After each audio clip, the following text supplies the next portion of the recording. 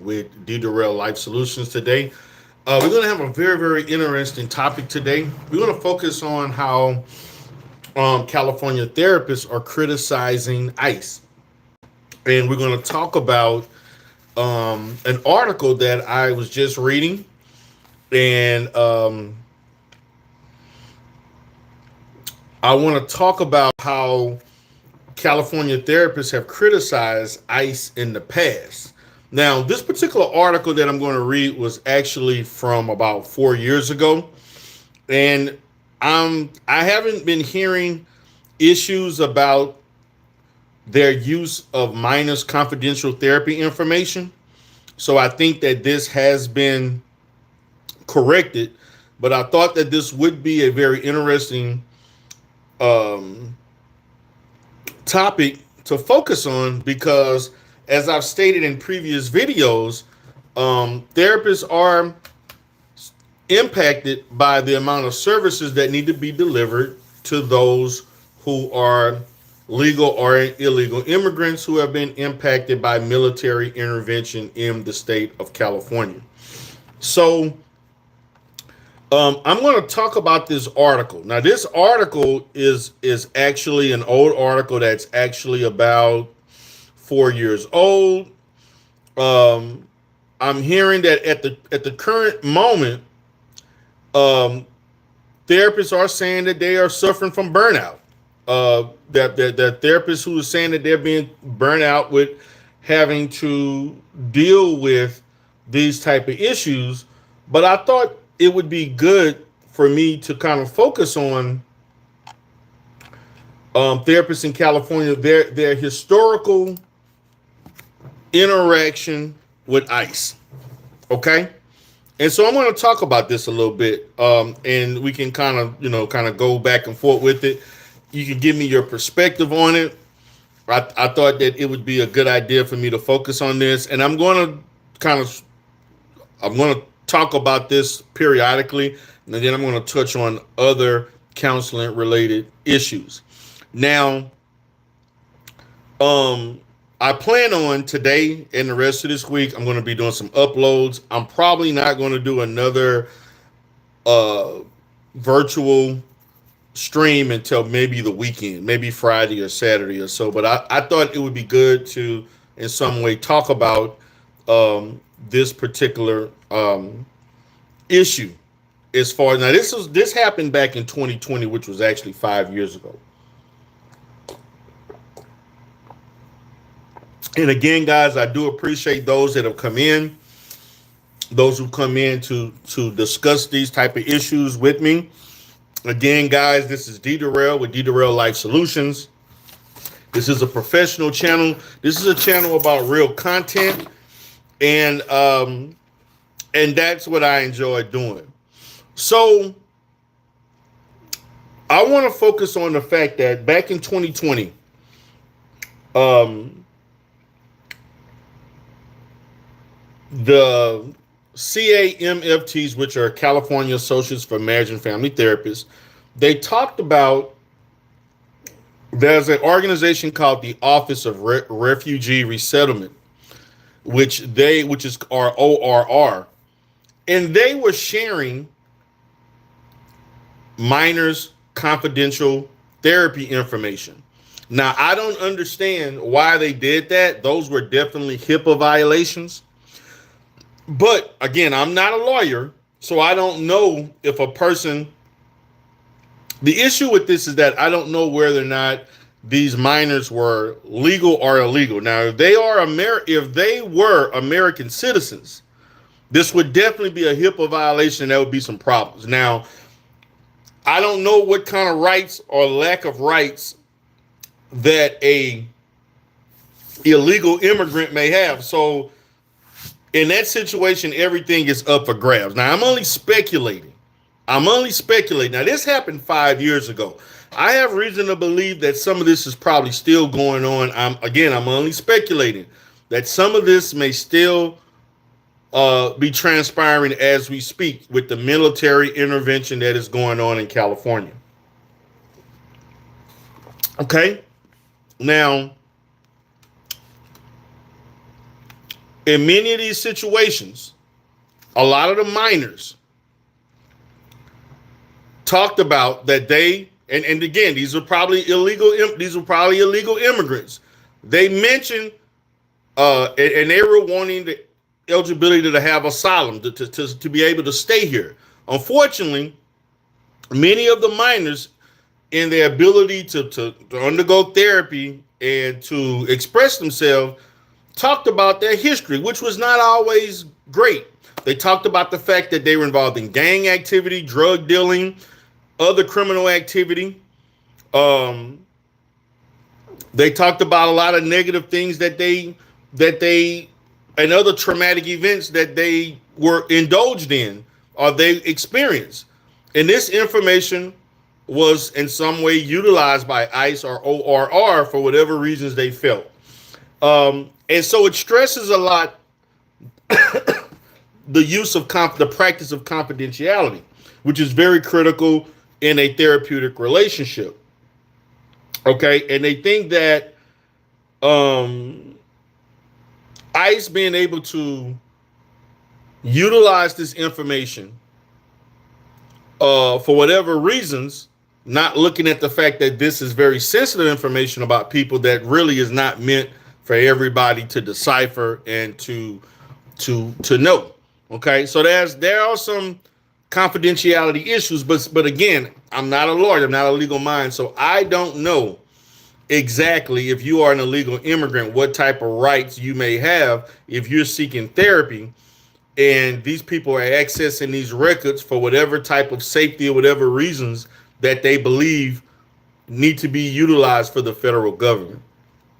So the CAMFT criticized ICE for this usage. They think that, in many instances, it was a violation of minors. They didn't talk about adults. They talked about minors. So they're talking about kids who are 17 years of age and younger. Now, the beautiful Bernice, shout out to you. She said, can I ask a question? Yes, go ahead. As I'm speaking, go ahead and type your question, the beautiful Bernice, and I would love to answer your question. Okay?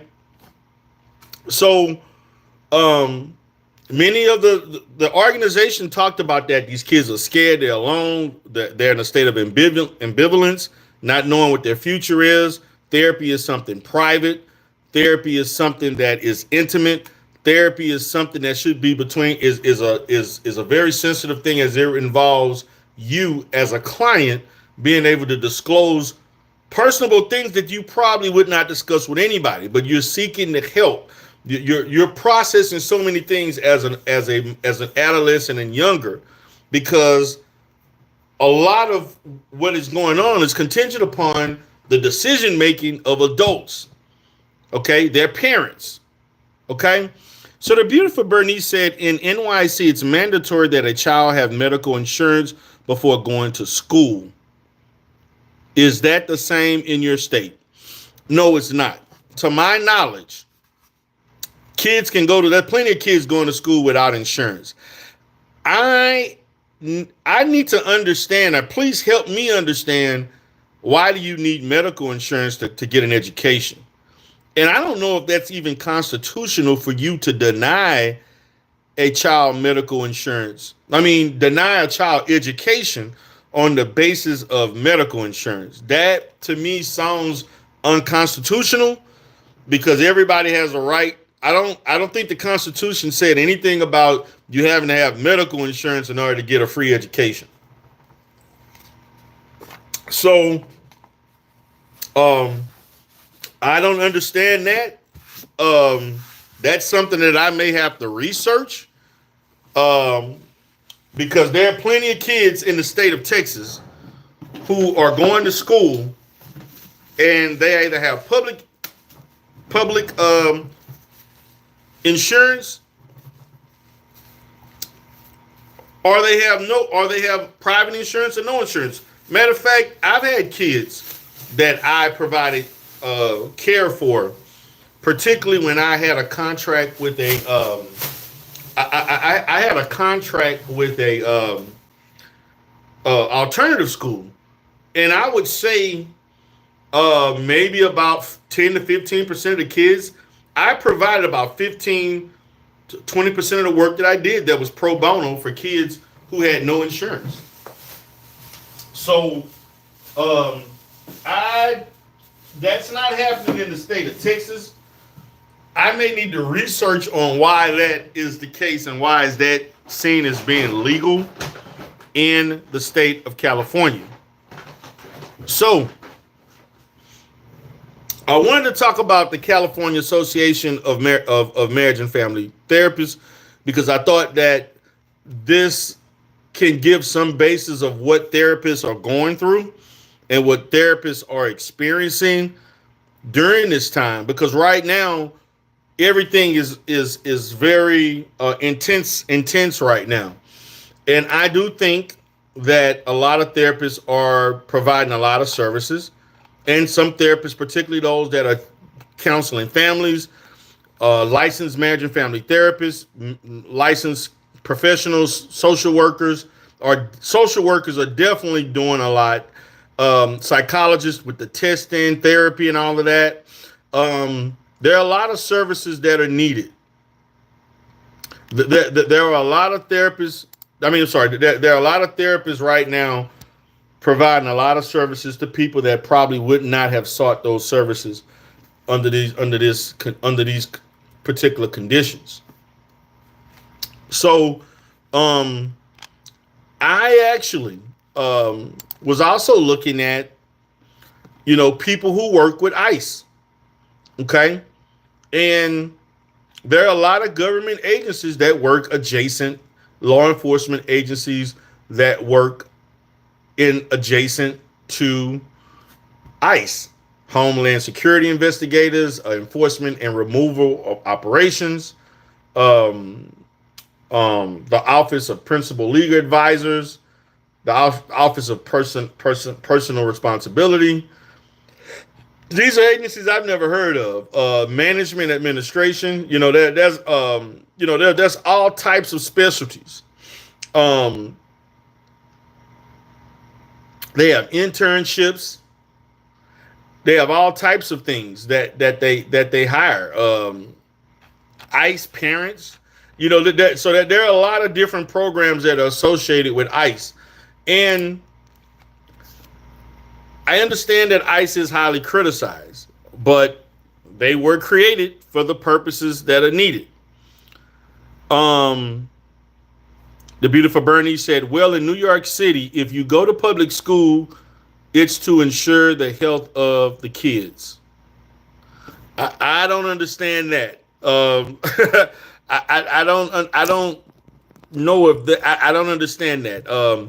Is there some type of state sponsored insurance that when you enroll in school, you automatically get some level of insurance? I don't understand that. I may have to do some research on that. I've never heard of that. That is not something that is in place in the state of Texas. There are plenty of uninsured kids that are going to school in the state of Texas. I'm positive of that. And you're talking to a person who has engaged in contract work, both subcontracting and contracting, for the last 20 plus years. And I know there are kids that I saw for free because I had a contract with the school to see X amount of kids. And some of these kids had private insurance. Some of them had Medicaid, Medicare insurance. And then some of them had nothing. They had zero insurance and they were getting an education. So I don't understand that.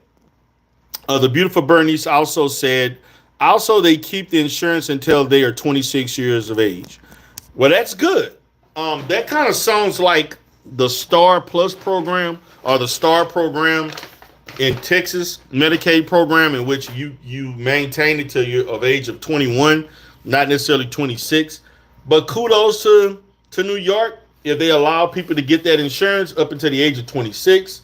I'm thinking they're doing that is because a lot of these kids, they're linking to other services in which that insurance can pay. That insurance can pay for those services.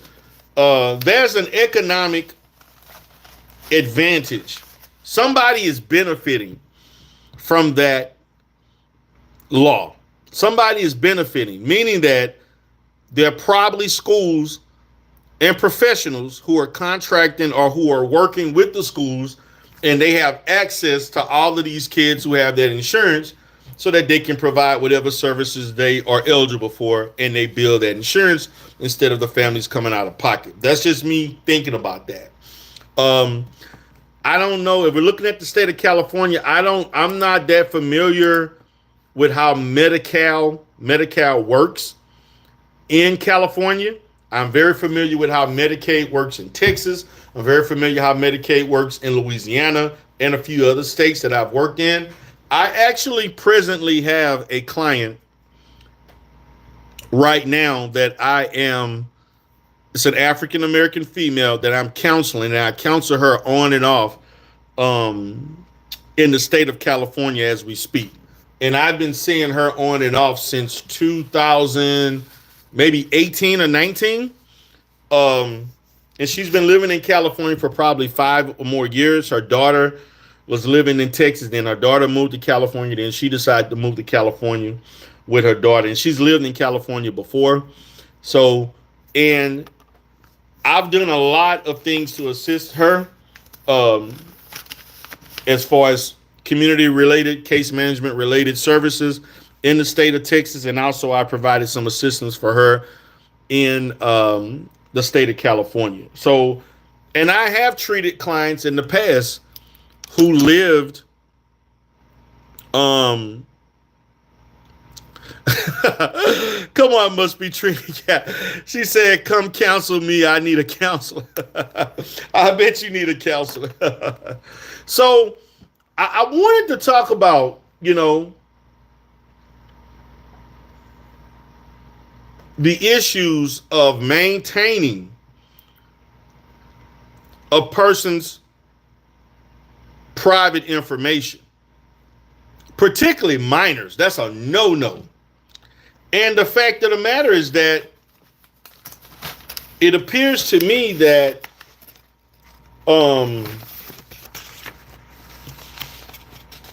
it's starting to appear to me that the federal government is pretty much doing whatever they want as it relates to the information. Until today, it never dawned on me how information was being utilized, because they basically had to have information to seek out these people in the first place. So I never thought about, I just thought these government agencies were just going into these areas where they thought were hot spots for illegal immigrants. But now I'm thinking about, was this strategic? Did they have a laundry list of kids' first, last name, their date of birth, their Medi-Cal number, Medicare number, other different information, what grade they were in, what school, if they had a mental health diagnosis, if they had a physical health diagnosis, if they had a learning, I don't know the range of information that they were privy to that could potentially be a HIPAA violation. My position is there shouldn't be any difference in the protection of information, regardless of you being an adult or a child. There shouldn't be. I mean, private information, healthcare related information is healthcare information. But it appears to me that these organizations have a set amount of information before they go in and impose their will into these families. Okay, they impose their will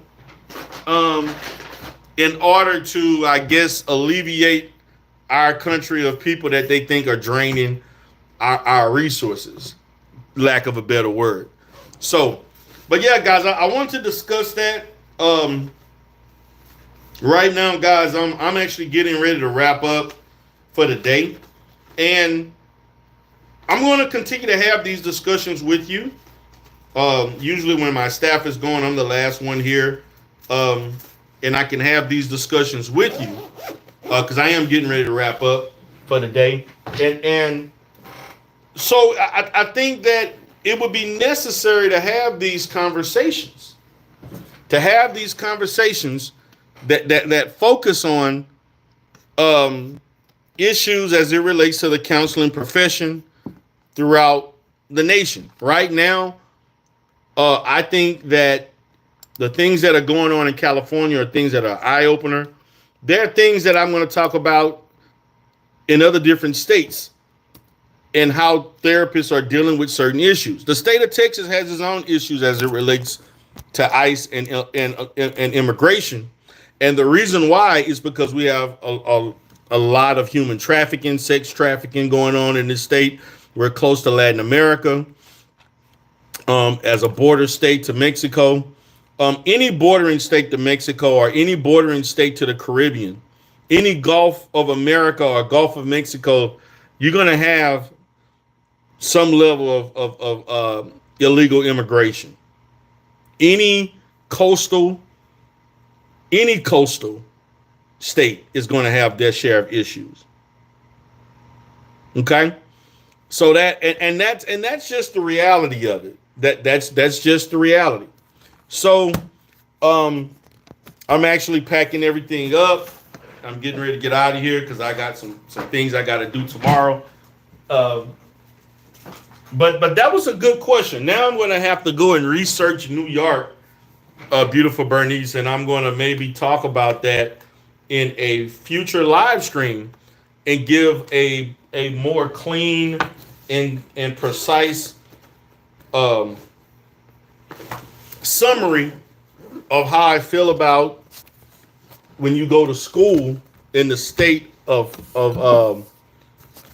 New York, how you are, you have to have some type of public insurance or insurance period, and it's basically usable up until the age of 26, which I think is not necessarily a bad thing. But I guarantee there is some type of economic advantage for the mental health industry, that they have access to people who can pay for certain type of services. And they have contracts with schools and so forth, so they can bill and they can provide these services to a population, to that school age population. I have thought about doing multi-state services because I currently do some level of multi-state services for people who are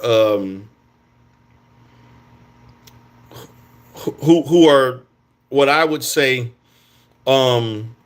still affiliated or have their base of as far as their insurance and things like that in the state of Texas, but they're just so happening to move temporarily other places. I've done that through EAP services that people have moved and did things. I've also done that with certain government agencies where people moved. I've done some things for people who are living temporarily in Florida and also Alabama. I had some clients in Illinois. I routinely deal with clients who are from Texas who temporarily are in other states, and I'm continuing to provide those services and things of that sort. But their information, their insurances and all that is still affiliated with the state in which they live for as their primary address is still situated in the state of Texas. What's going on, Stephanie Collins? How are you? And yes, Stephanie, I got you. I answered that question for you about accepting identification from other countries. I have never had to deal with that situation, but I would say I probably would not accept a form of identification from a foreign country. They would have to show me some identification of them legally being here. And that would have to be in the form of some type of naturalization, identification, visa, passport, whatever type of naturalization, legal immigration form. I need something documenting that says the United States of America. or the United States. I need that. I've never had that situation before. Um, but I've actually employed people who are native to other countries. Um, I've had people that worked for me that lived in the Caribbean. I had people that lived in Europe. I've had a couple of staff persons that were native of. I had a therapist who was native of an Asian country. But they were all here legally. They had their information. That is to what you don't understand in practice. If you're operating in such a way, the paperwork is like the most immediate and fundamental thing to complete before you even get to anything else. Because if you're a contractor or a W-2 employee, I mean, I need that. I just need that to put that information in. That's just very basic and fundamental. That's something that I don't think about. I don't think hard about doing that. It's something that I don't necessarily, wrestle behind. Oh, I got no. That's just part of the process. And if it's not there, then you're not working for me. And she said, "Are you saying for the purposes of treatment or employment? Both. The purposes of treatment and employment. If you don't have something that says the United States of America on that document, I'm not accepting that. I cannot accept that. That's not good enough." I did have an employee one time that showed a birth certificate of the country that they were from, but they also showed that they had their proper paperwork of being here legally. And I told him, matter of fact, I didn't even really need the birth certificate, whatever birth document from their country. I just needed that information, and an ID of some sort. So I've dealt with that a few times, not a lot. I've only had maybe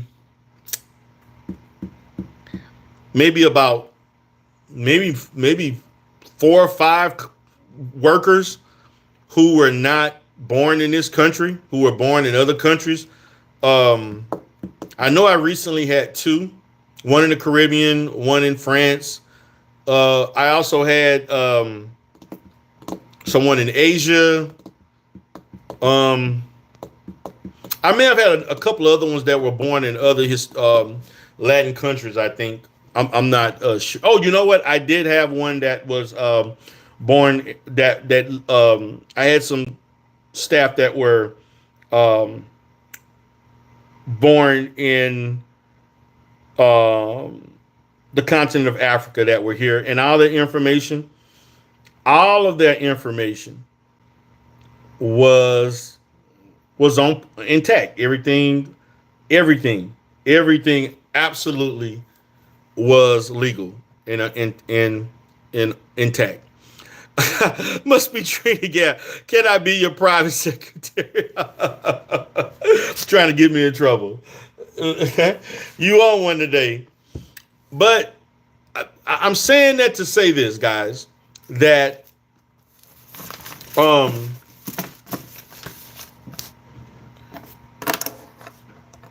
I know this in several counties, particularly in metropolitan areas of Texas, that ICE and other government agencies are going into public institutions, elementary school, middle school, intermediate school, high schools, and they're taking children. They're going to daycares. They're going to factories. Okay? They're going to different factory places that there's a construction jobs. They're going to these places and they're going to farms. They're taking people and placing them in custody. Matter of fact, I remember about 3 or 4 years ago, that was a big deal about a ICE facility, a concentration camp that was going to be built in downtown Houston. I don't know what happened with that, but that was a big deal of them making this vacant building into a concentration camp or like a temporary camp for people until they deported them back to their home country. Stephanie Collins said, do you think there could be legal consequences for providing treatment and services for people who don't have some kind of legal status in the country? No, I don't think that there are any legal consequences for me or anybody to provide services. I do think that there could be potential issues if, let's say that person had some type of, and I'm only speculating on this because I'm not a lawyer, but I've, as far as me, let's just say, someone that is, let's say, client B was born in Russia and he's here illegally. If that person wanted my services, I can provide them those services. Now, as it relates to